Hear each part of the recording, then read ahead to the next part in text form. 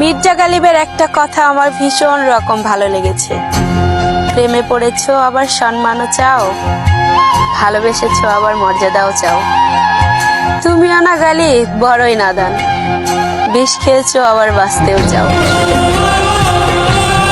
মির্জা গালিবের একটা কথা আছে না, যে সন্ধ্যা কাটে না অথচ বছর কেটে যায়, সময়ের সাথে সাথে আমরাও চলে যাচ্ছি।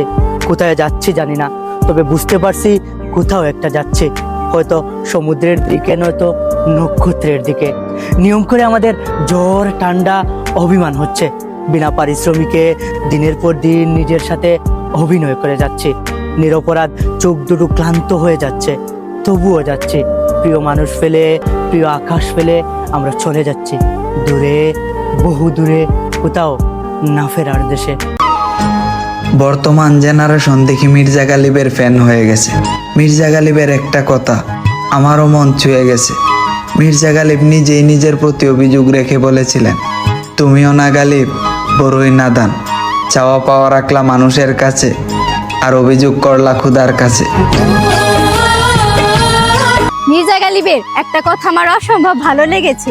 তুমি স্রষ্টার প্রেমে না পড়ে সৃষ্টির প্রেমে পড়লা, আর এই প্রেমের কারণে তোমার ইহকাল পরকাল দুইটাই হারাইলা। মির্জা গালিবের খুব সুন্দর একটি উক্তি রয়েছে, আমাকে কষ্ট দিয়ে খোদার কাছে সুখ চাও, খোদা কিন্তু আমারও। যাকে কষ্ট দিয়ে সৃষ্টিকর্তার কাছে সুখের প্রার্থনা করা হয়, সৃষ্টিকর্তা কিন্তু তারও।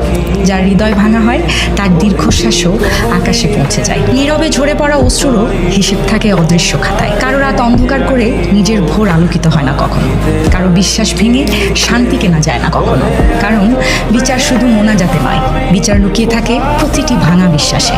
সৃষ্টিকর্তা কারো একার নন, তিনি প্রার্থনার শব্দের চেয়ে ভাঙা হৃদয়ের নীরব আর্তনাদকেই আগে শোনেন। পরকালের কথা ভেবে মির্জা গালিব একটা কথা বলেছিলেন, কবরই তো তোমার আসল ঠিকানা গালিব, অন্তত কিছু ইবাদত করো। বাংলায় একটা প্রবাদ আছে, কারো বাড়িতে গেলে কখনোই খালি হাতে যেতে নেই। ভিডিওটি যদি ভালো লাগে অবশ্যই লাইক, শেয়ার এবং কমেন্ট করবেন, যাতে পরবর্তী ভিডিও আমরা আপনাদের সামনে নতুন করে আনতে পারি।